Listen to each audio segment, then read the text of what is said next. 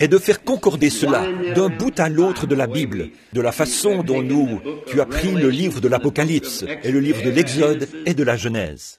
Et alors, je suis revenu à la maison pour aller à la chasse aux écureuils. Je suis honnête. Un point, c'est tout. Je désire être honnête. Eh, frère Roy, toi, quand pars-tu? Demain. Très bien. Alors nous aimons bien revenir à la maison à cette période de l'année, afin, nous voulons nous reposer. J'ai perdu 9 kilos depuis que je vous ai vu. Quand je suis parti, après la réunion ici, je suis monté sur la balance. J'en faisais 75. Et à mon retour, j'en faisais 66. Je me sens perdu dans mes vêtements, donc j'ai perdu beaucoup de poids. Aujourd'hui, à la sortie, une dame, une sœur charmante m'a dit « Frère Branham, priez pour que je puisse aussi en perdre. » Elle est un petit peu corpulente. Je lui ai donc répondu « Alors venez, accompagnez-nous, prêchons de toutes nos forces. » C'est à peu près tout ce que je connais. Ça fera certainement perdre du poids, mais bientôt, nous en aurons fini avec les ennuis et les épreuves. Je pensais au fait de vieillir. Vous savez, encore 2 ans et j'aurai 50 ans.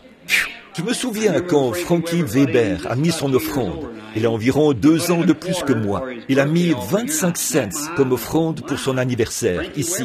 Je l'ai bien regardé et je me suis dit, oh là là, Frankie Weber, tu as 25 ans, un quart de siècle.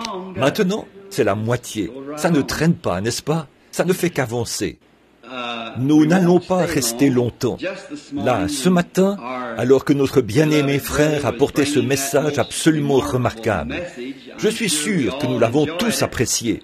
Je me suis mis à penser à quelque chose alors qu'il prêchait, là. J'ai pensé, peut-être que le Seigneur va me donner un passage de l'Écriture à ce sujet. Ce soir, je lui ai fait lire quelques passages dans la parole bénie de Dieu. Et maintenant, quelques minutes pour parler, et ensuite, nous prierons pour les malades, comme d'habitude. Et mercredi soir qui vient, si le Seigneur le permet, j'aimerais commencer dans l'Épître aux Hébreux, si ça va. L'Épître aux Hébreux, pour une leçon, et puis continuer peut-être dimanche matin ou dimanche soir. Ensuite, le mercredi soir suivant, peut-être reprendre cela, continuer simplement à faire le lien dans les Écritures. Et il y a certaines choses que j'ai remarquées dans l'Église en passant, des choses, à mon avis, qu'il faudrait enseigner. Vous savez, des choses qui affaiblissent un peu les gens. Je pense qu'on pourrait reprendre ça dans les Hébreux. C'est un très bon chapitre, un très bon passage à lire. Maintenant, frère Neville, cela m'est venu à l'esprit en venant ici. Je viens de prendre le Nouveau Testament ici, et je suis en train de lire dans une Bible Collins. Les caractères sont plus gros. Depuis que j'approche de la 50aine, je dois vraiment l'éloigner de moi pour pouvoir lire ces très petits caractères. De toute façon, l'éclairage n'est pas bon.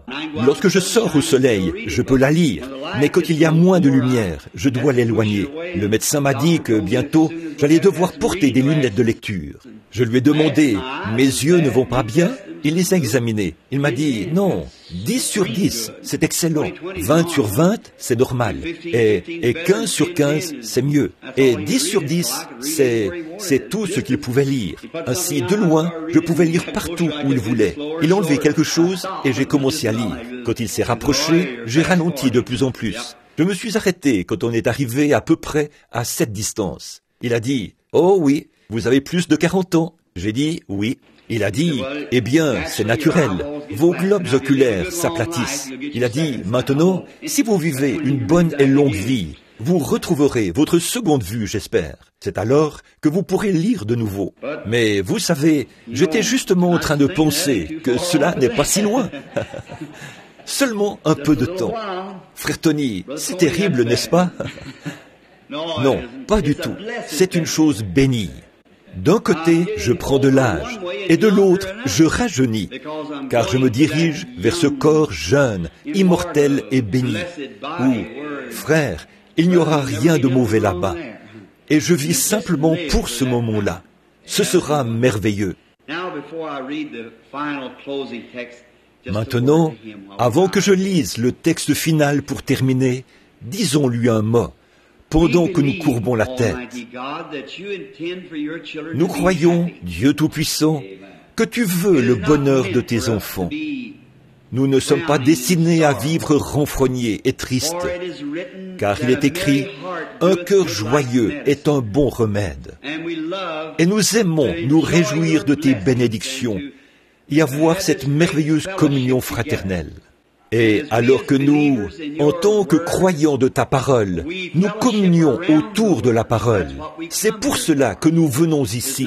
Ce n'est pas juste pour entendre un message, mais c'est pour adorer et communier avec toi à travers la lecture et la prédication de la parole. Maintenant, Seigneur, tu ne vas pas nous décevoir. Je suis sûr que tu vas nous bénir en ces heures-ci. Bénis notre brave et bon pasteur, Seigneur. Nous te prions d'être avec lui. Et comme je l'observais aujourd'hui, lors de sa prédication, je l'ai vu sourire quand il a chanté ce cantique. Bientôt, j'en aurai fini avec les ennuis et les épreuves. Et ces sœurs qui chantaient ça sous les tonnelles et dans les rassemblements religieux en campement, un de ces jours, cela sera fini. Alors nous irons vers ce glorieux repos. Maintenant, Père, bénis-nous, tandis que nous lisons ta parole. Et nous l'avons lue. Rafraîchis nos esprits et nos cœurs. Parle-nous ce soir. Et quand le service sera terminé et que nous repartirons à la maison, puissions-nous dire, nos cœurs ne brûlaient-ils pas au-dedans de nous lorsqu'il nous parlait en chemin, car nous le demandons au nom de Jésus. Amen. Bon, avec un si bon message évangélique comme nous l'avons eu ce matin, je pensais, vous savez, que Frère Neville parlait de la suralimentation des enfants, ce qui peut arriver. Mais maintenant, ce soir, nous allons seulement faire un petit exposé pour l'Église. C'est seulement un exposé pour l'Église. Et je désire lire un autre passage de l'Écriture dans le Nouveau Testament, Matthieu, chapitre 24, et le verset 35. C'est Jésus qui parle. Les cieux et la terre passeront, mais mes paroles ne passeront point. Mon sujet de ce soir, c'est les mémoriaux. Les mémoriaux de Dieu ont fait leur preuve. Et j'ai quelques annonces. Je crois que j'ai fait celle pour l'un et certaines ici concernant la réunion de mercredi soir, où on va commencer avec le chapitre 1 des Hébreux, si le Seigneur le veut. La raison pour laquelle je dois mentionner cela, c'est qu'en ce qui concerne mes réunions, je peux me trouver à un endroit et il m'appellera à partir ailleurs. Je dois simplement partir quand il appelle, vous savez. C'est pour ça que je ne peux pas être comme frère Oral Roberts et ces hommes-là qui prévoient leur réunion 2 ou 3 ans à l'avance. Et nous serons là, ces grands gaillards à la fois costauds. Ils ont leur message. Mais mon message, c'est d'aller là où Dieu m'envoie, que ce soit ici, là-bas, n'importe où. Je dois simplement partir quand il m'envoie. Il s'agit de 2 ministères différents. Seulement, c'est le même Dieu, exactement le même Dieu.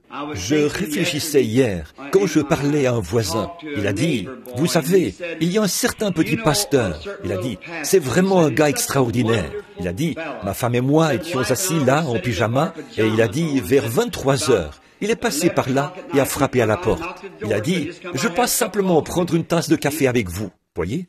Et il a dit, il a traversé la rue pour aller chez un autre voisin, alors qu'il s'apprêtait à aller au lit. Il a mangé là-bas un petit gâteau. Et simplement, et puis il a dit, il avait une petite école biblique pour les jeunes enfants. Et il avait là tellement de petits, lui et sa femme, qu'ils ont dû dresser des tentes à l'extérieur pour accueillir ces enfants. Je suis rentré et me suis mis à réfléchir. Tu sais, c'est exact. Ça, c'est un petit gars extraordinaire. Et je crois, frère Freeman ici, je crois que son fils va à l'église luthérienne de la foi, ici. Un petit homme extraordinaire. Et son épouse, ils font un grand travail pour le Seigneur. Et j'ai pensé, je me suis mis à laver ma voiture. Et j'ai été découragé. J'ai pensé, pourquoi est-ce que moi, je ne peux pas faire ça? Voyez, aller prendre tous les enfants et qu'ils me suivent partout. J'aime les enfants. Et pourquoi ne puis-je pas passer de maison en maison, d'un lieu à l'autre, comme ça? Et quelque chose m'a dit, tu n'as pas été appelé à cela. Il fait simplement ce que Dieu lui a dit de faire. Par contre, il nous faut quelqu'un qui se tienne là, comme c'est Oral Roberts et les autres, un Josué avec une épée, avec un message de foi et de délivrance. Voyez, il nous faut des gens qui ont de ce genre-là, quelqu'un qui est ceci, mais toutes ces choses se rejoignent pour former un grand tout. C'est ça, l'Église de Dieu. Il y a un moment, je m'entretenais avec une jeune femme qui était découragée et qui avait le cœur brisé. Et j'essayais de lui dire qu'une femme et un homme ne sont pas séparés. Ils sont une seule et même personne. L'homme a créé, Dieu a créé l'homme, à la fois mâle et femelle. Il était homme, c'est exact. Puis, il les a séparés dans la chair et les a fait différents, mais les a unis et ils élèvent leurs enfants en étant un.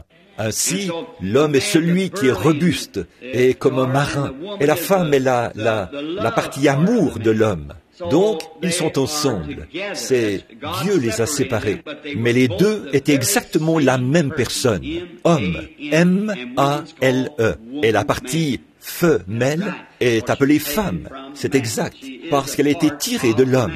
Elle est une partie de l'homme. Mais dans cette vie-ci, dans la chair, ils ont été séparés. En esprit, ils sont un.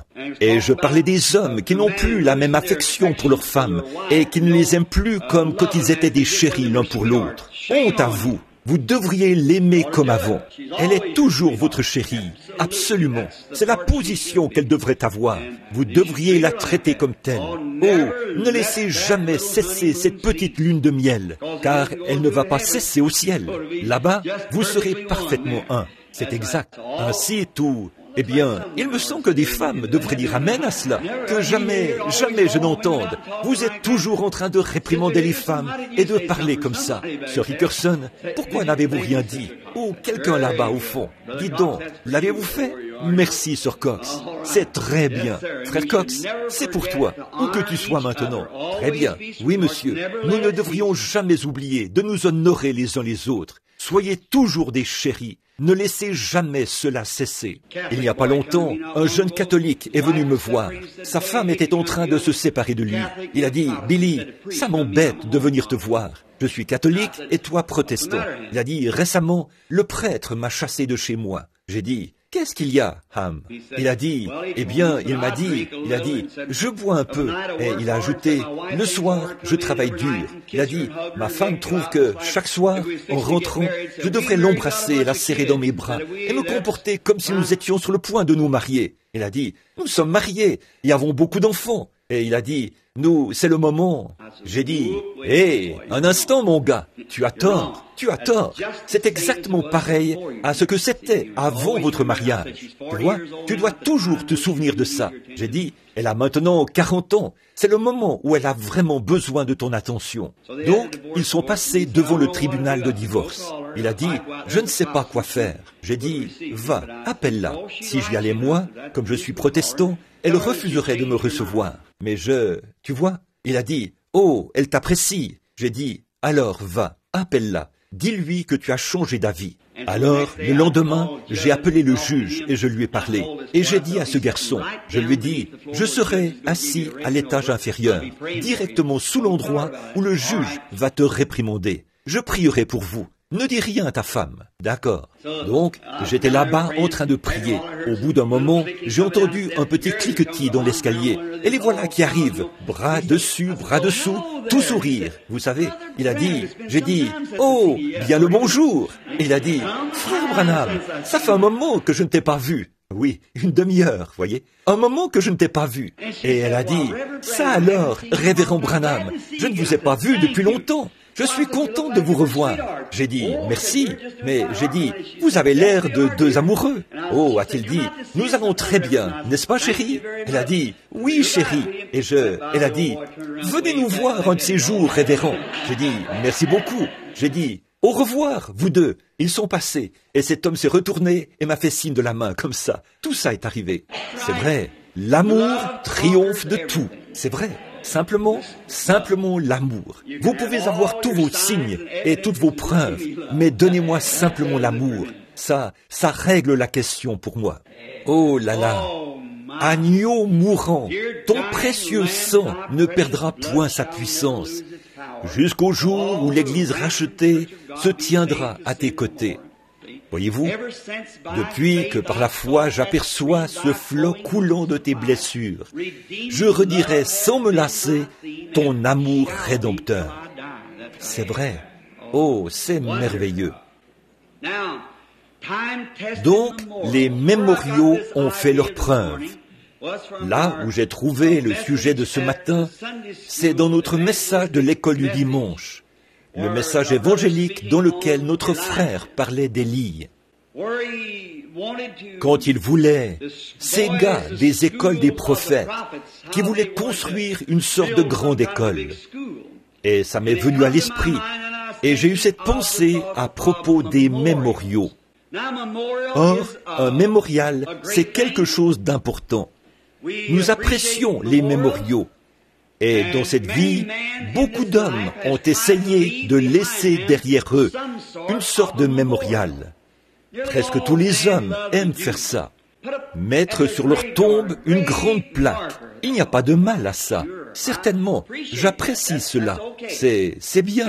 Et puis, beaucoup essayent de bâtir de grands monuments. Il y a un mémorial auquel j'aimerais faire allusion maintenant. Il se trouve dans l'Ohio, et il y avait là un incrédule. Son nom m'échappe. J'ai la photo quelque part chez moi dans ma collection.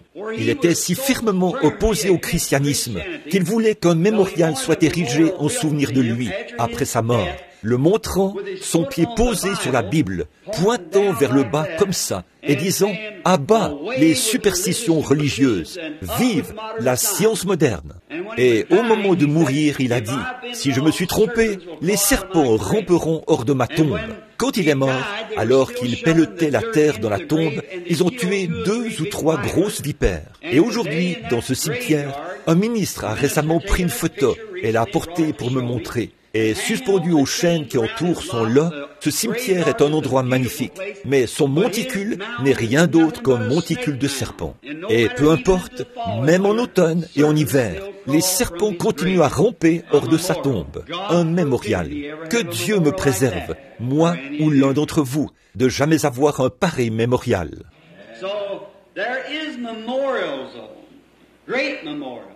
Mais il y a des mémoriaux, de magnifiques mémoriaux. Je pense à Josué, le vaillant guerrier. Quel grand homme il a été, lui qui a pris l'armure de Moïse, comme chef de ces 2 millions de Juifs. Moïse qui avait été choisi, appelé, mis à part pour un service. Et que Josué se lève pour prendre la place de cet homme. C'était vraiment faire quelque chose de grand, succéder à ce prophète.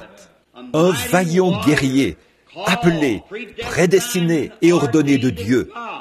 400 ans bien avant sa venue, Dieu avait dit qu'il les délivrerait et les visiterait. Et quel guerrier Moïse avait été!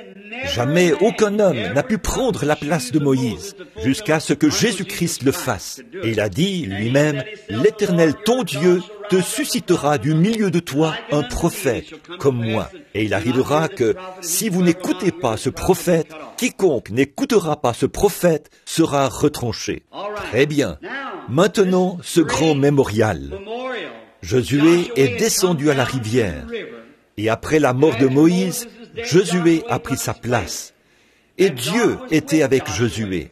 Il a dit, maintenant sanctifiez-vous, lavez vos vêtements et séparez-vous et n'allez pas vers vos femmes. Et le 3e jour, Dieu va faire quelque chose. Oh, un de ces soirs, au cours des réunions de dimanche, j'aimerais prêcher sur ce 3e jour et vous montrer la puissance qui s'y trouve, ce 3-là. Je l'ai mentionné ce matin dans la prière, montrant que chaque personne avait 3 choses et les nombres de la Bible. Donc, le 3e jour, vous verrez la gloire de Dieu.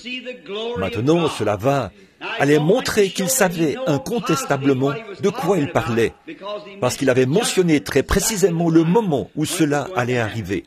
Et je peux imaginer comment Josué s'est senti lorsqu'il s'est tenu là, devant tous ces Israélites. Là, il fallait que sa parole soit vraie. Et voilà que le Jourdain était en crue. Vous voyez, on reconnaît le caractère d'un homme à ses œuvres. Quoi que vous soyez, vos œuvres démontrent ce que vous êtes. Peu importe combien vous témoignez, qu'importe ce que vous dites, le pour ou le contre, ça n'a rien à voir. Ce sont vos œuvres qui indiquent ce que vous êtes, qui indiquent ce que vous êtes à l'intérieur. Tout travail que l'on fait manifeste ce que l'on est. Et vous, les hommes d'affaires, si vous ne faites que du bricolage, vous voyez ce que je veux dire? Qu'un travail fait à moitié, ne faites pas ça. Si vous ne pouvez pas le faire correctement, Ne le faites pas du tout. C'est vrai. Quand vous venez à Christ, si vous ne pouvez pas vous livrer carrément et totalement et venir à Christ, ne venez pas du tout. Mais lorsque vous désirez vraiment être un chrétien, distinguez-vous. Faites-en une réalité. C'est ce que Dieu veut que vous soyez. Et ça va démontrer, vos œuvres vont démontrer ce qu'est votre caractère. C'est aux œuvres que vous faites qu'on reconnaît votre caractère. Et maintenant, Josué, sa parole était en jeu. Oui, monsieur, exactement comme pour Noé autrefois. Il fallait donc que Josué traverse ce fleuve. On aurait dit qu'il avait choisi le pire moment que l'on puisse imaginer. C'était au mois d'avril. C'est l'époque de la fonte des neiges, là-bas en Judée, et ça ruisselle le long des montagnes. Le vieux Jourdain est boueux, et il déborde, et se répand jusque dans les champs, pour arroser les champs voisins du Jourdain. Et on aurait dit, si c'était selon les connaissances mathématiques, ou pédagogiques, ou scientifiques, qu'il avait choisi le pire moment de toute l'année pour traverser le Jourdain. Mais Dieu aime choisir des moments comme celui-ci pour démontrer qu'il est Dieu. Et les hommes de Dieu, qui croient en Dieu et qui savent ce que Dieu a promis, n'ont pas peur de le faire, parce que Dieu s'en tiendra strictement à sa parole, aussi sûr qu'il est Dieu.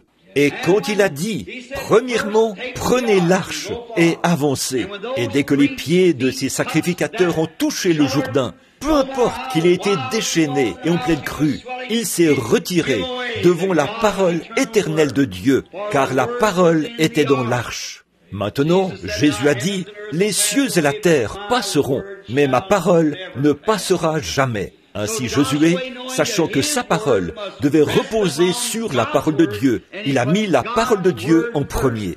Je souhaiterais que vous, les malades, ici ce soir, vous fassiez cela, que vous mettiez la parole de Dieu dans votre confession. Appliquez votre confession, croyez-la et exprimez-la. Appelez les choses qui ne sont pas comme si elles étaient. C'est comme ça que nous allons de l'avant. Faites comme ça. La parole de Dieu pourvoira d'un moyen. Et dès que les pieds des sacrificateurs ont touché le Jourdain, il s'est retiré de part et d'autre. Et l'eau s'est arrêtée. Vous rendez-vous compte? Le grondement de ce fleuve aurait entraîné la formation d'une berge. En 20 minutes, elle aurait été aussi grosse que certains de ces gros barrages modernes que nous avons, comme là-bas, le barrage Boulder sur le Colorado. La manière dont le Jourdain déferle là-bas, depuis les montagnes, avec une grande force, qu'il déferle dans ces vallées. Quand 2 millions d'hommes à pied, accompagnés de femmes et d'enfants, avec un tel nombre, cela leur a probablement pris 4 ou 5 heures ou plus. Qu'en pensez-vous? Ce fleuve aurait pu déborder, mais Dieu a arrêté le fleuve. Amen. Oh, j'aime ça. Arrêtez les flots. Et il est resté là jusqu'à ce qu'ils aient traversé. Alors Dieu a dit à Josué, nous voulons faire un mémorial de ceci. Va là-bas, envoie chaque Israélite, un de chaque tribu, qu'ils ramassent 12 pierres et qu'ils en fassent un mémorial. Et ce mémorial fera que, lorsque vos enfants passeront par ce chemin, ils demanderont, pour quelle raison ces pierres se trouvent-elles ici? Et vous raconterez comment Dieu a arrêté le Jourdain. C'est un souvenir merveilleux. Un jour, dans un proche avenir, j'espère voir ces pierres à l'endroit où elles se dressent encore comme un mémorial. Et puis, je pense à un autre mémorial. Quel glorieux mémorial béni cela a été. Et puis, je pense à un autre mémorial. Quand un jour, une femme avait fait le mauvais choix. Elle a décidé de ne pas rester dans les plaines bien arrosées ou plutôt de rester dans les plaines bien arrosées de Sodome et Gomorrhe, et de se montrer sociable, et de vivre comme les autres femmes en ce temps-là. Elle n'a pas fait le bon choix. Elle n'a pas fait comme Sarah, qui est restée sur les terres arides. Elle, qui n'a gardé que la parole de Dieu dans son cœur. Elle était obéissante et charmante avec son mari, au point qu'elle l'appelait son Seigneur. Et c'est là que Dieu est descendu, accompagné de 2 anges, pour les visiter dans la tente. Mais Madame Lot, elle est devenue très mondaine, et elle a été absorbée par les choses du monde. Quelle leçon pour nous aujourd'hui, qu'il est possible que notre esprit devienne trop mondain. Et je suis certain aujourd'hui que l'esprit de l'Église, en général, devient trop mondain. Peut-être bien que ce n'était pas l'intention de Madame Lot de devenir comme ça, quand elle est descendue là-bas. Elle s'est dit, je vais simplement me montrer sociable. C'est bien d'être sociable, mais ne prenez pas les habitudes du monde. Quand vous allez quelque part, allez-y comme Shadrach, Meshach et Abednego, et Daniel. Ils avaient résolu en leur cœur qu'ils ne se souilleraient pas, peu importe ce qui arriverait. Peu importe que les autres dans l'Église rétrogradent, quoi qu'il arrive, ils avaient résolu cela en leur cœur. Et aujourd'hui, ils sont un mémorial. Et Madame Lot représente un mémorial. Quand Dieu lui a envoyé son dernier message de grâce, quand il a envoyé ses anges là-bas pour leur dire que quelques heures plus tard, Sodome et Gomorrhe allaient être brûlés, elle n'a pas pu supporter l'idée d'abandonner sa vie sociale, d'aller dans un désert, de vivre comme Sarah avait vécu là-bas dans le désert, et de devoir porter les vêtements simples et ordinaires des femmes de la plaine. Elle voulait vivre dans le luxe. Son mari était devenu un homme important dans la ville. Il siégeait à la porte de la ville, comme juge ou comme maire de la ville. Et elle désirait vivre dans le luxe. Elle ne pouvait pas supporter l'idée de devoir abandonner ces choses. Et alors qu'elle sortait de la ville avec son mari, elle regardait continuellement en arrière, pleurant de chagrin, parce qu'elle devait tout abandonner, se séparer de cette forme de mort. Jésus a dit, « Quiconque met la main à la charrue et qui même se retourne pour regarder en arrière n'est pas digne de labourer. » Quelle sorte de gens devrions-nous être? Celui qui met la main à la charrue et qui ne retourne pas en arrière, mais ne fait que se retourner pour regarder en arrière, n'est même pas digne de labourer. Oh, nous devrions garder les yeux et nos cœurs saints. Peu importe ce que font les autres, peu importe ce que fait l'Église, peu importe ce que fait le voisin, peu importe ce que fait n'importe qui d'autre, gardez vos cœurs centrés sur le calvaire. Ne vous arrêtez même pas pour regarder en arrière. Nous n'avons pas le temps de regarder en arrière.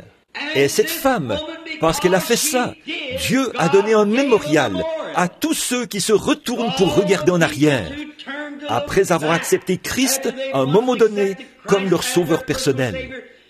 Elle est devenue une statue de sel. Et elle se tient là jusqu'à aujourd'hui. On peut la voir dans les champs.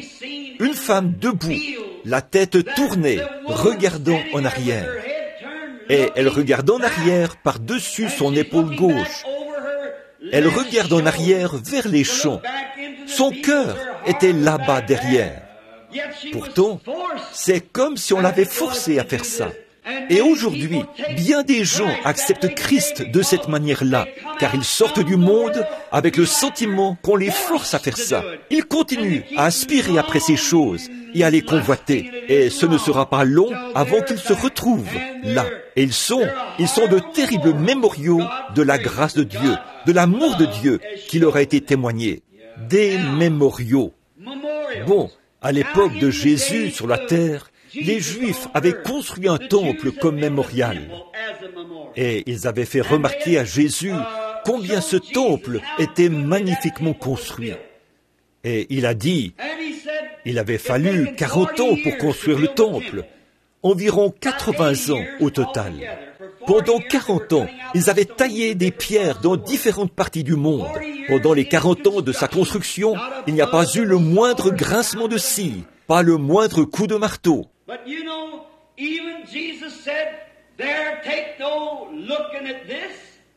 Mais vous savez, même Jésus a dit ici, ne regardez pas à cela, car je vous déclare qu'il viendra un temps où il ne restera pas pierre sur pierre, pas une pierre sur l'autre. Juste avant cela, il avait prononcé ces belles paroles mémorables. Les cieux et la terre passeront, les temples passeront, les mémoriaux passeront, mais ma parole demeure le mémorial éternel. L'arche a pourri il y a des années. Les tombeaux des prophètes se sont effondrés. Et tous les autres mémoriaux sont tombés en ruine avec le temps. Et les pierres ont été emportées. Mais la parole de Dieu demeure exactement la même, magnifique au siècle des siècles, aussi vivante et rafraîchissante ce soir pour les croyants d'aujourd'hui qu'elle l'était au jour où elle était prononcée. Pas étonnant qu'elle lit ce matin dans le message que notre frère nous a apporté. Quand ils ont voulu construire une grande école pour les prophètes comme mémorial, Élie, lui, a choisi quelque chose de meilleur, un miracle de Dieu pour faire remonter un instrument qui était tombé et le faire flotter sur l'eau. C'était la parole du Seigneur. Et ce soir, celui qui recevra la parole du Seigneur dans son cœur comme mémorial fait bien mieux que ceux qui essayeraient d'ériger un grand mémorial. Il n'y a pas longtemps, quand j'ai entendu parler, quand j'étais en Italie, j'ai entendu parler de Mussolini et de cette grande statue d'une 12aine de mètres de hauteur qu'il avait construite comme mémorial de l'athlétisme, étant lui-même un athlète. J'ai voulu retrouver ce mémorial. Et vous savez, il avait été réduit en poudre par une bombe de gros calibre. Il y a 2 ou 3 ans, je me suis trouvé à l'endroit où les pharaons d'Égypte avaient élevé de grands temples et de grandes idoles. Et on m'a dit qu'il faudrait creuser le sol à une profondeur de 6 mètres pour trouver le terrain sur lequel se dressaient ces mémoriaux. Je me suis trouvé là où César Auguste, Hérode et les grands de Rome se sont tenus. J'ai marché dans une rue près de celle qu'il empruntait en quittant le palais, et elle est à environ 8 mètres sous terre. Ces mémoriaux ont disparu, mais cette parole vivante de Dieu reste exactement la même et tout aussi précieuse. Voilà un mémorial. Alors je dis aujourd'hui, frères, les choses que vous faites, les paroles que vous prononcez, comment vous traitez votre prochain et ce que vous faites au sujet de Christ, tout cela sera un mémorial éternel. Vous pouvez avoir une belle maison à laisser à vos enfants. Vous pouvez travailler pour laisser des biens à vos enfants. Mais moi, je préfère leur laisser la parole de Dieu plutôt que toute autre chose. Ces maisons disparaîtront. C'est tout à fait en ordre. C'est bien. Je n'ai rien contre ça. Mais ne faites pas ces choses mineures en négligeant les grandes choses. Vous voyez ? Parce que la parole la maison va périr, et les gens périront avec elle. Mais la parole de Dieu les ressuscitera dans les derniers jours. Elle leur redonnera la vie éternelle et immortelle. Alors, pour constituer un tel patrimoine, la parole éternelle de Dieu. Je pense à ce vieux cantique que nous chantions ici autrefois, il y a des années. Le temps n'est que changement rapide. Rien sur terre n'est immuable. Bâtis ton espoir sur les choses éternelles. Tiens la main du Dieu vivant. À la fin de notre voyage, si vous êtes trouvés fidèles, votre belle demeure dans la gloire, votre âme ravie verra.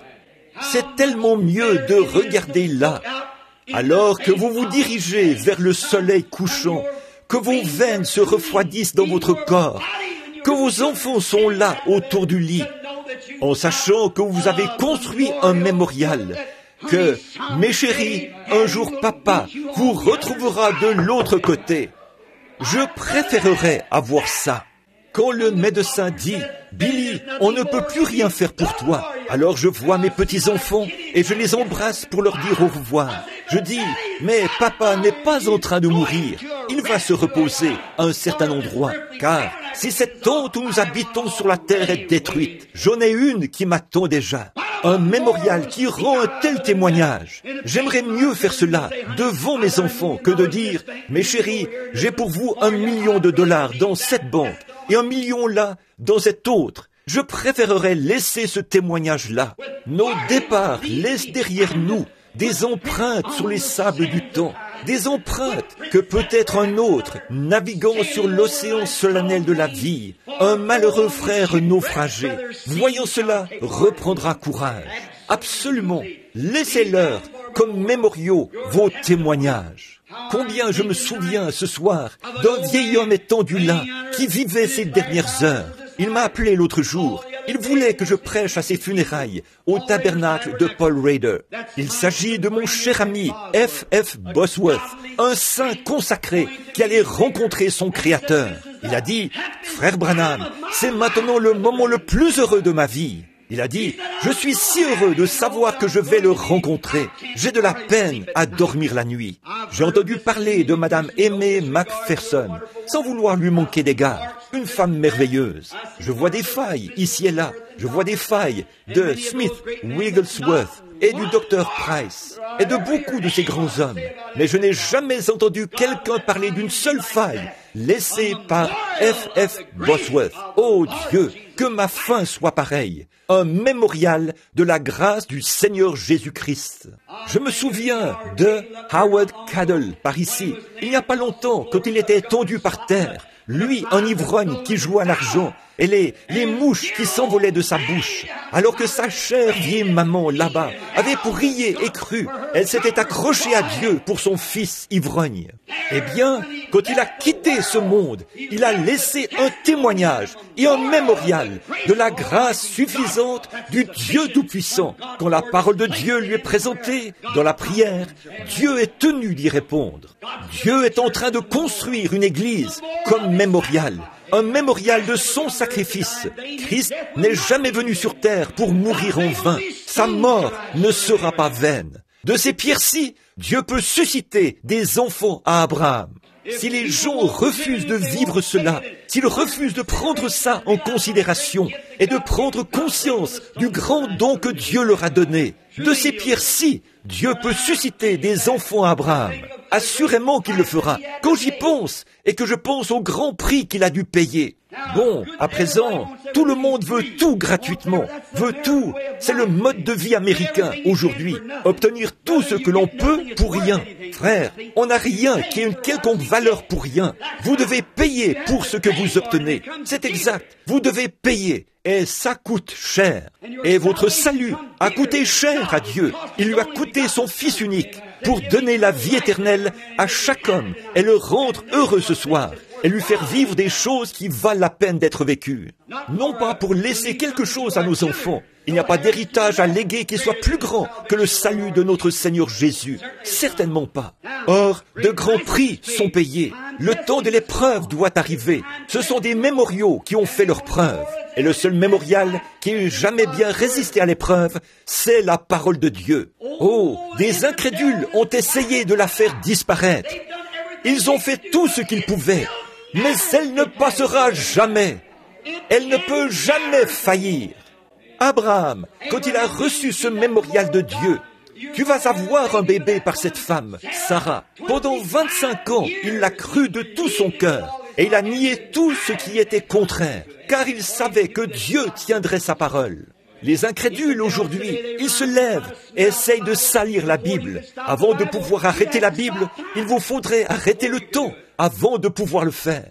Tout le monde athée, tous les peuples athées, tous les communistes, et peu importe ce qu'ils sont, tous les bouddhistes, tous les jaïns, tous les mahométans sont obligés de témoigner de la naissance du Seigneur Jésus-Christ tous les jours. Eh bien, toutes les fois que vous signez une lettre, Amen, toutes les fois que vous écrivez la date, vous témoignez que Dieu a envoyé son Fils il y a 1957 ans. Frère, vous n'arriveriez pas à arrêter cela. Ce serait impossible. Les cieux et la terre passeront, mais mes paroles ne passeront jamais. Il y a quelque temps, j'étais à New York.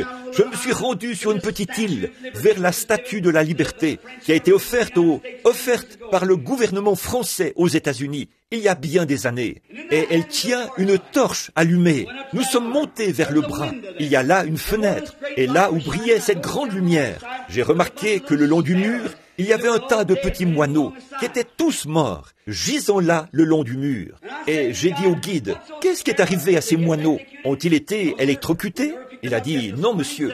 On ne les a pas encore ramassés ce matin. Il a dit, il y a eu un orage la nuit dernière. Un gros orage s'est abattu sur cette baie. J'ai dit, oui monsieur, je suis au courant. Il a dit, les pauvres petits ont été pris dans l'orage. Et il a dit, quand ils sont venus dans cette lumière, ils ont essayé d'éteindre la lumière en la frappant. Vous voyez, ils se sont simplement cognés contre cette vitre et l'ont frappée. Et il a dit, au lieu de se servir de la lumière pour se mettre à l'abri, ils ont essayé d'éteindre la lumière en la frappant. Alors l'inspiration m'a saisi. C'est vrai, les hommes et les femmes qui cherchent à éteindre la lumière de Dieu ne font que se fracasser la tête. Et cette lumière, pourquoi ne s'en servent-ils pas pour se mettre à l'abri au lieu de se fracasser la tête? Ils essayent de la renier en disant « Les jours des miracles sont passés, la guérison divine ça n'existe pas, ni le salut qui touche le cœur, aucune de ces choses. » Ils se tapent la tête contre le poteau. Pendant qu'ils font cela, la grande Église de Dieu continue à avancer et à monter sans relâche. Des gens se lèvent en prétendant être ceci et cela, puis échouent et ainsi de suite. Mais l'Église de Dieu continue à avancer et la parole de Dieu continue à avancer. Elle est faite du type de matériaux qu'il faut. Il n'y a pas longtemps, là-bas, en Australie, la grande Australie qui dépend de la couronne britannique, c'est comme l'Afrique du Sud, qui est juste de l'autre côté par rapport à l'Australie. À Sydney, il y a une grande ville qui longe la baie, là-bas. Frère Biller sait probablement plus de choses à ce sujet que moi. Quoi qu'il en soit, il voulait construire un pont pour relier le nord de Sydney au sud de Sydney. Ils ont lancé un appel dans tout le pays pour trouver des architectes, des constructeurs de ponts, pour qu'ils viennent construire ce pont. Aucun n'a accepté. Personne n'a osé accepter.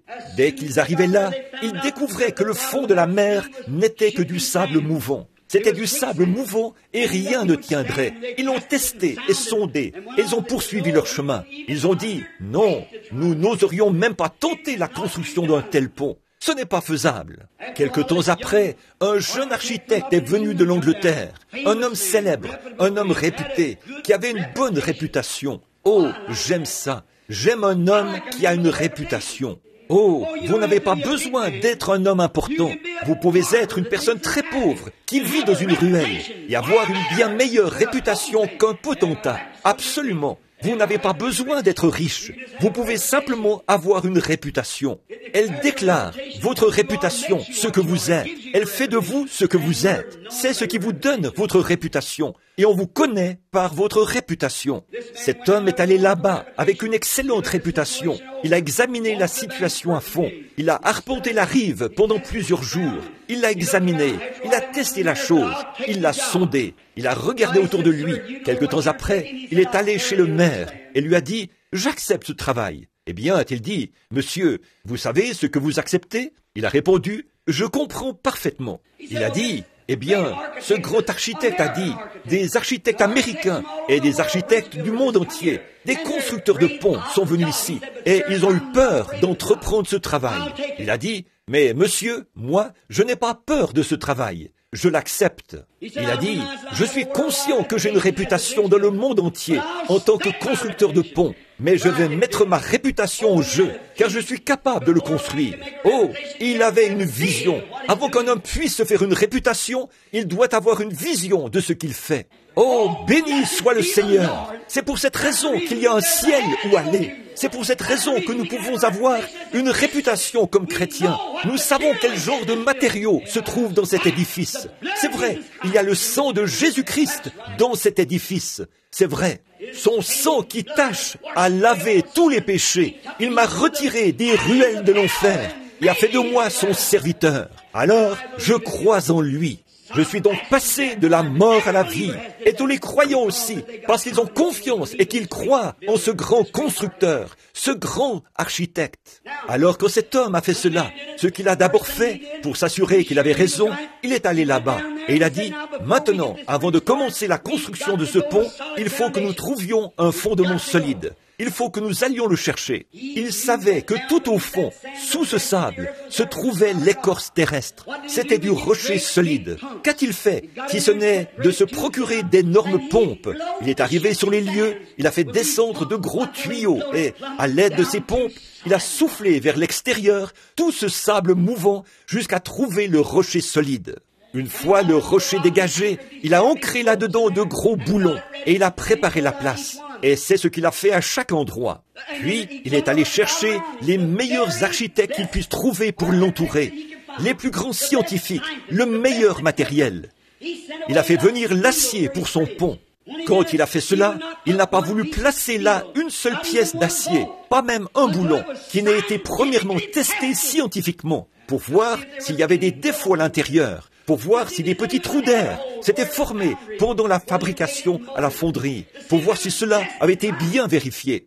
Oh, quel mémorial ce serait si, pour sa réputation de constructeur de pont, s'il a pris tant de peine pour s'assurer que le pont serait sûr. Quelle peine pensez-vous que Dieu a prise pour s'assurer que cette Église soit en sécurité? Oui, monsieur, il y a un mémorial de la mort de Christ. C'est son Église. Certaines personnes refusent de vivre cela, mais d'autres l'acceptent. Mais c'est un temps d'épreuve. Dieu met les gens à l'épreuve aujourd'hui pour qu'ils soient ses mémoriaux. Très souvent, les gens disent « Oh, je suis tellement tenté. Béni soit le nom du Seigneur pour les tentations. Quand je suis faible, c'est alors que je suis fort, a dit Paul. » Chaque fils qui vient à Dieu doit premièrement être éprouvé et testé. Et ces mises à l'épreuve deviennent plus douces et plus précieuses pour vous que l'or précieux. C'est l'heure du test. Il y a de nombreuses années, avant l'époque des fonderies, ils avaient coutume de prendre l'or. Et comment ils pouvaient savoir s'il était pur ou pas, qu'il s'était débarrassé de toutes les impuretés, de toute la pyrite de fer? C'est l'or des fous. Que toutes les impuretés en étaient sorties, les batteurs le battaient, et le battaient, et le retournaient, le battaient, et le retournaient, jusqu'à ce que le batteur voie son reflet dans l'or. C'est comme ça que Dieu fait avec son Église. Il vous donne épreuve après épreuve, test après test, épreuve après épreuve, test après test, jusqu'à ce que la vie de Christ se reflète dans votre vie, jusqu'à ce que vous deveniez paisible, sobre, doux, aimable, humble, prêt, soumis, disposé, détournant la tête des choses du monde et regardant tout droit au calvaire, vers celui qui vous frappe.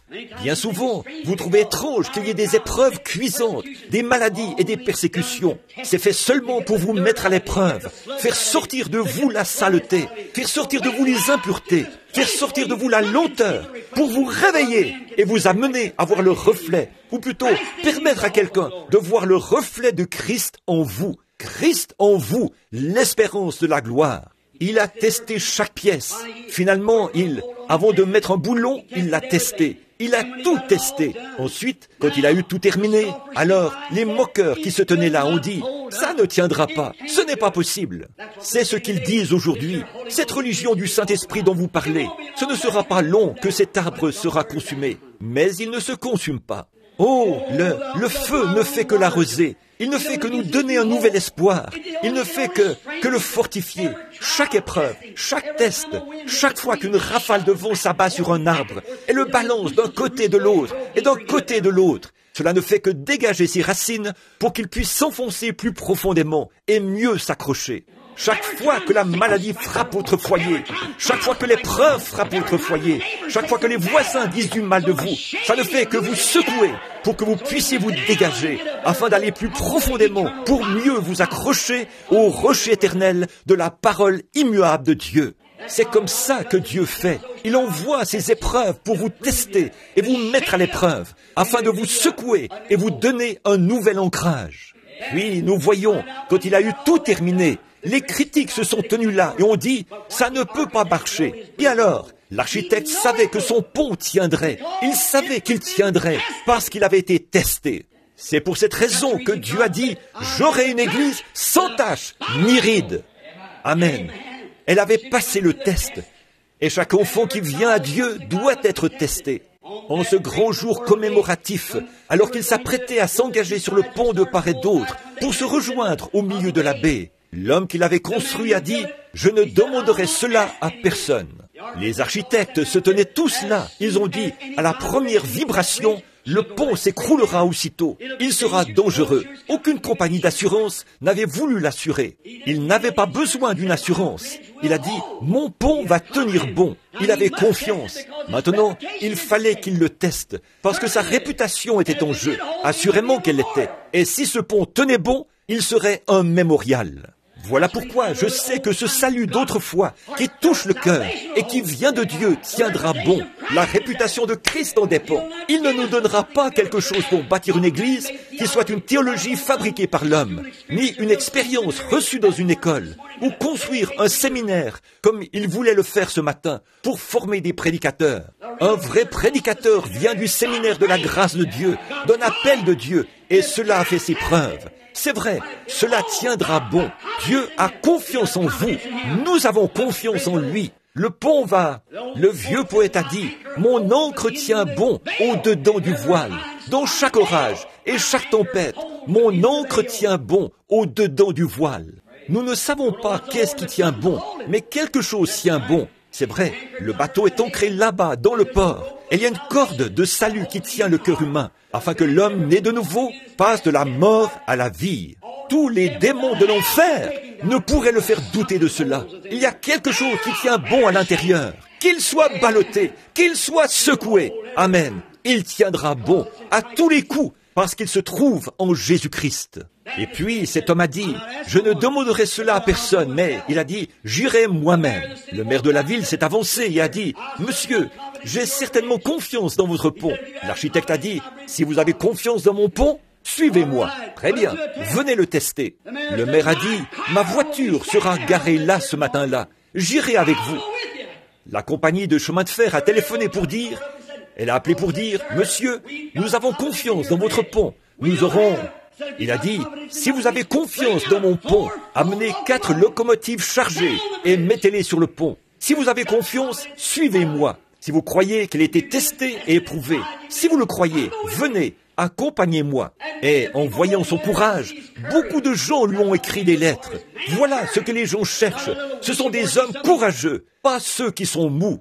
Si vous croyez pouvoir vous en tirer en allant à l'église et en disant « Amen » de temps à autre, et en criant un peu, en inscrivant votre nom dans un registre, et puis retournez vivre comme le diable, vos propres œuvres démontrent ce que vous êtes. Votre caractère le démontre. Mais Dieu, le monde veut voir des hommes courageux, quelqu'un qui a du courage, qui se tiendra là, comme un mémorial du salut par la grâce de Jésus-Christ. C'est vrai. Le jour où le pont devait être ouvert, les gens sont revenus. Ils ont dit, préparez-vous, préparez vos appareils photo. Tous, les journalistes ont dit, parce que ce pont va s'écrouler. Ce jeune homme s'est avancé là sur le pont, a garé sa voiture, a regardé derrière lui. Il a vu ses locomotives toutes alignées. Il a vu là le maire qui lui faisait signe de la main. Il a regardé, il a vu des dizaines de milliers de piétons qui se tenaient là, prêts à marcher avec lui. Il a dit que la fanfare commence à jouer. Frère, quand la fanfare s'est mise à jouer, que les sifflets ont résonné, que les klaxons ont retenti, je vous assure que cela a provoqué une terrible vibration. Mais il a traversé le pont à pied et le pont n'a absolument pas bougé. Pourquoi? Il s'est mis tout devant. Parce que, s'il devait s'écrouler, il voulait partir avec. Et Jésus-Christ est venu du ciel. La gloire.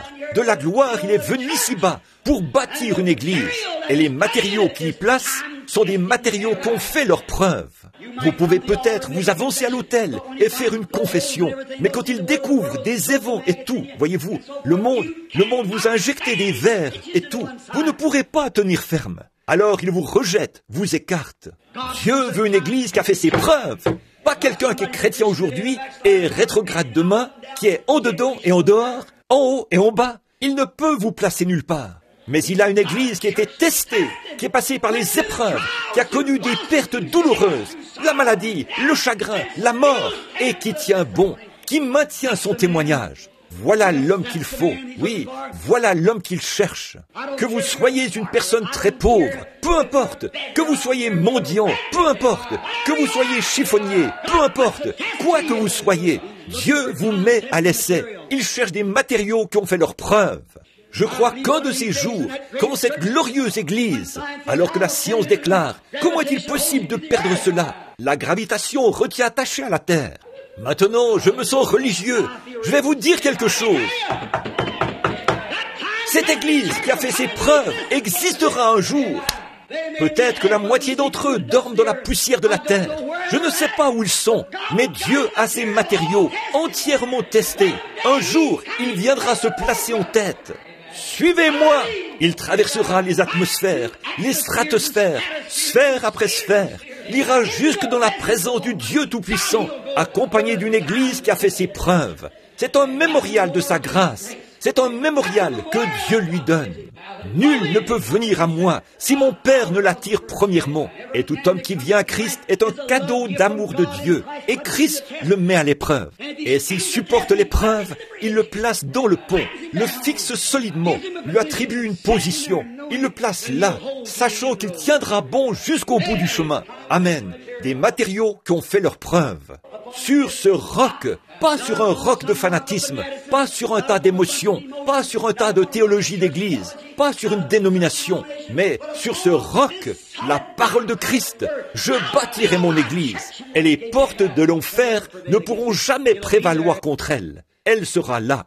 Ce sera un mémorial de sa grâce devant les anges. Quand, un jour, les anges l'ont demandé « Pourquoi descends-tu sur la terre ?» Il reviendra et présentera cette église sans défaut, sans tache, sans ride. Voilà le matériau. Voilà, c'est ça, sa réputation. Il doit le faire. Ce constructeur de pont devait construire ce pont. Il devait le faire ou perdre sa réputation. Christ aura une église et il doit le faire parce qu'il est venu sur la terre et est devenu chair et habité parmi nous et il est devenu péché pour que nous puissions devenir justes. Il est devenu nous afin que nous, par sa grâce, nous devenions lui. Il est venu prendre notre place comme pécheurs pour nous laisser prendre sa place comme fils et filles de Dieu dans la présence de sa majesté. Quelle grâce de la part de Dieu! Comment pourrions-nous dire « Ces paroles ne sont pas vraies. Les cieux et la terre passeront, mais ces paroles ne passeront jamais. » Il y a quelques soirs, un jeune garçon indien, aveugle, depuis qu'il était âgé de 3 ou 4 semaines, a recouvré la vue. Il voyait normalement et il est redescendu de l'estrade. Qu'est-ce que c'était? C'était un mémorial de la puissance et de la grâce de Jésus-Christ qui a fait ses preuves. Que son saint nom soit béni. Le temps de l'épreuve, les épreuves, les difficultés, les secousses et les tiraillements ne servent qu'à détecter des défauts en vous pour voir s'il y en a. C'est Dieu qui vous secoue et vous met à l'épreuve. À l'époque, le grand César Auguste, après une grande bataille très célèbre, où il avait remporté une grande victoire, ils allaient préparer une cérémonie en son honneur à Rome. Il leur a dit « Je veux qu'il y ait un homme digne, qui se tienne à mes côtés quand je défilerai sur mon char. » Il a dit « J'aimerais que quelqu'un partage ses bénédictions avec moi. » Et cette information s'est répandue dans les camps. Tous les officiers ont taillé leurs plumets et poli leurs épées. Ils ont fait briller leurs armures et tout. Ils se sont entraînés à se tenir bien droit et à saluer le roi d'une certaine manière, et ainsi de suite. Et chacun s'est présenté devant lui, revêtu de sa grosse armure, alors qu'il était assis là sur son trône, en train d'observer. Et voici, un officier s'est avancé, avec son grand et beau plumet, taillé en biseau. Il s'est tenu là, et a fait son geste de salut. César a secoué la tête. L'homme est parti. Un autre s'est avancé, a fait son geste de salut. César a secoué la tête, et il est parti. Plusieurs fois de suite, un soldat après l'autre. Finalement, tout au bout de la queue, un petit fantassin est arrivé. Il n'avait pas de bouclier à polir, ni de plumet à tailler. Néanmoins, il s'est présenté devant César. Il ne savait même pas comment saluer correctement, mais il a simplement baissé la tête et s'est éloigné. César a dit « Attends un instant, qui es-tu? Reviens ici. » Il s'est avancé là, il l'a regardé. Il y avait des cicatrices sur son visage. Il était balafré, défiguré et estropié. Il a dit, d'où te viennent ces cicatrices? Il a dit, du champ de bataille, alors que je me battais pour mon seigneur César. Il a dit, monte ici et assieds-toi à mes côtés. Tu es celui qui était testé et qui a fait ses preuves. Frère, ce n'est pas le moment de tailler des plumets. Ce n'est pas le moment de recevoir de l'instruction. C'est l'heure de faire ses preuves. C'est le moment où Dieu teste son Église pour trouver les cicatrices de dures épreuves, de combats et de batailles. Voilà celui qui se tiendra à ses côtés dans le char. Oh, combien Élisée a été testé et mis à l'épreuve avant de pouvoir revêtir un manteau de prophète. Voyez comment Élisée a jeté ce manteau sur son épaule. Il fallait qu'il soit l'homme approprié. Élisée l'a observé là dans le champ pendant qu'il labourait. Dieu a dit, voilà l'homme qu'il faut. Voilà l'homme qui peut porter ce vêtement. Voilà l'homme qui peut porter ce manteau. Il peut prendre ta place. Béni soit le nom du Seigneur. Comme son œil qui voit tout parcourt la terre. Essayons de trouver un homme qui portera ce manteau dont il a parlé. Pouvez-vous boire la coupe que je dois boire? Pouvez-vous être baptisé du même baptême que moi? Vous le pouvez, leur a-t-il dit. Alors nous, aujourd'hui, qui sommes l'Église, on doit revêtir le manteau de Christ, toute l'armure de Christ, tout, le bouclier et la cuirasse et l'armure, afin qu'en ce jour-là, nous puissions nous tenir là, irréprochables. Ils cherchent des matériaux qui ont fait leur preuve, afin qu'ils puissent dire, voilà mon serviteur, je l'ai mis à l'épreuve, je l'ai testé, je l'ai fait passer par là, comme Job. Il réussit toujours à 100%. Que Dieu soit miséricordieux envers nous, afin que nous puissions prendre Dieu au mot et être des mémoriaux qui ont fait leur preuve. Prions. Père béni, nous te remercions, Dieu très saint, du plus profond de nos cœurs, de nous faire passer des temps d'épreuve, chaque épreuve.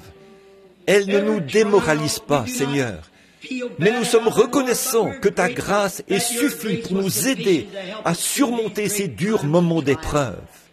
Ce soir, combien cela a transporté de joie l'auditoire quand cet homme a parlé de grâce infinie et quand nous sommes arrivés à ce couplet-ci, que de dangers, de labeurs et de pièges j'ai déjà traversé. La grâce m'a mené en sûreté jusqu'à présent et la grâce me mènera à la maison.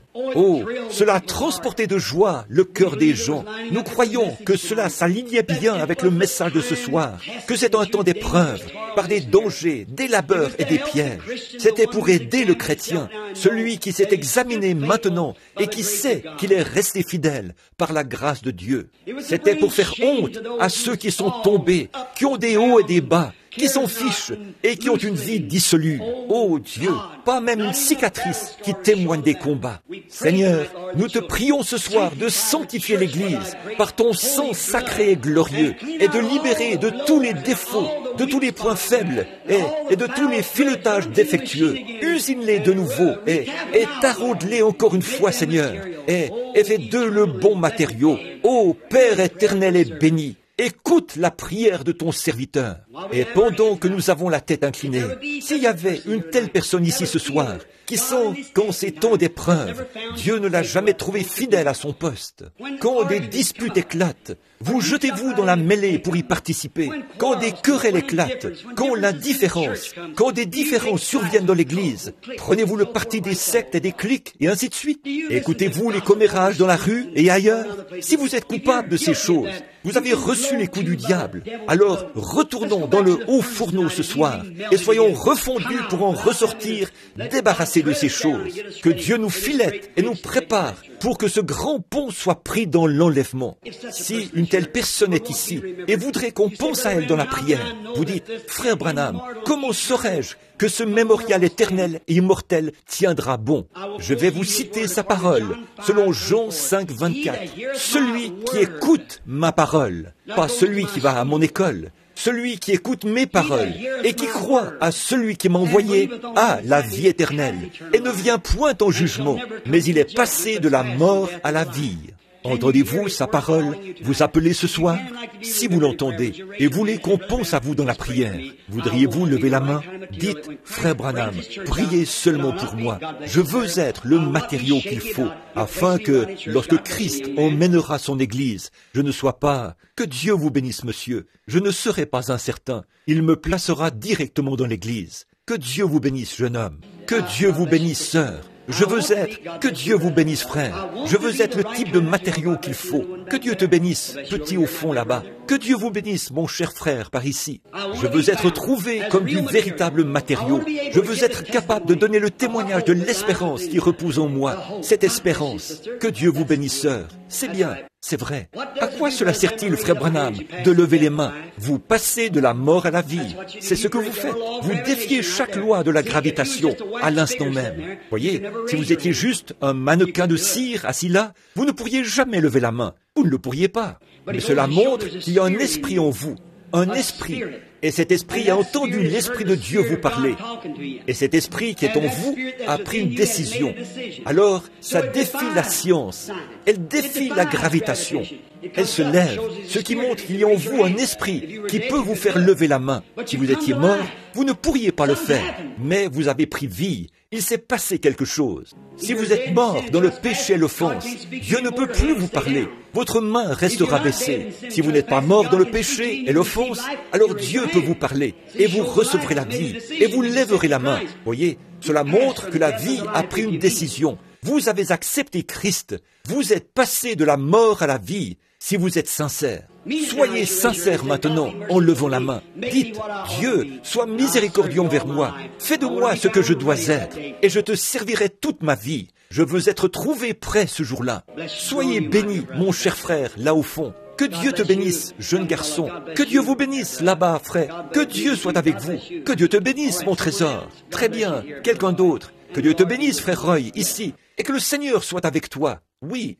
Seigneur, que je sois trouvé digne. Que je sois trouvé digne. Que Dieu vous bénisse, mon frère tout au fond. C'est certain, Dieu vous voit. Réjouissez-vous. Quelqu'un d'autre aimerait qu'on se souvienne de lui dans la prière en ce moment? Fais de moi. Très bien. Nous allons